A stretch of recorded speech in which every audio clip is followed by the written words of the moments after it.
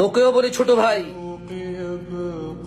যে মেয়েকে তার বাবা কখনো কাজ করে নাই, মা কখনো কাজ করে নাই, শুধু তোকে ভালো লাগছে, তোর সুন্দর সুন্দর কথা ভালো লাগছে, নিজ গর্ভধারিণী মা যার পায়ের নিচে ওর জান্নাত, মাকে লাঞ্ছিত করে যে মেয়ে তোর জন্য চলে আসছে, যদি একটু থেকে একটু বেশ কম হয় ছোট ভাই আমার, অথবা তুই যে রোমান্টিক কথা বলিস, তুই যে সুন্দর সুন্দর কথা বলিস, আচ্ছা ও তোর সাথে গেছে কেন বলতে পারিস ছোট ভাই?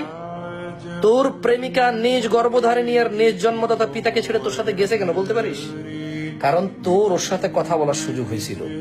সুযোগ হওয়ার পরে তুই ওকে কবিতা, গল্প, গান, নানা কথা শুনাইছস, যেখানে সে তার গর্ভধারিণী মার জন্মদাতা পিতাকে তুচ্ছ মনে করে তোর কথাকে প্রাধান্য দিছে, কারণ তোর কথা তার সুন্দর লাগে। ধারণা করতো তুই যখন বিদেশ যাবি, ধারণা করতো তুই যখন চাকরিতে যাবি, ধারণা করতো তুই যখন বাসা থাকবি না, তোর যখন ফেসবুকে বসবে বা মোবাইলে বসবে, কোনো আড্ডায় বসবে, কোনো দোকানে যাবে, পরিচিত কোনো খালতো ভাই বিদেশ থেকে আসছে, ছোট দেখছে ওকে, বা অনেক আগে ওকে পছন্দ করতো, ও হালকা পছন্দ করতো, একটু ধারণা করতো যখন ওই ছেলে গল্প বলবে, গান গাইবে, ওকে নিয়ে কবিতা লিখবে,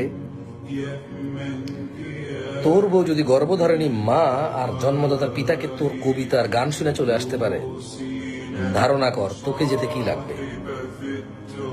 ছোট ভাই তুই একটু বিবেক খাটা।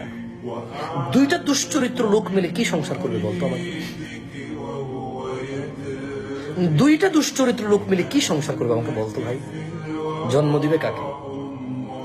কোন সন্তানকে জন্ম দিবে? দুইটা দুশ্চরিত্র লোক, তাও আবার পরিবারবিহীন।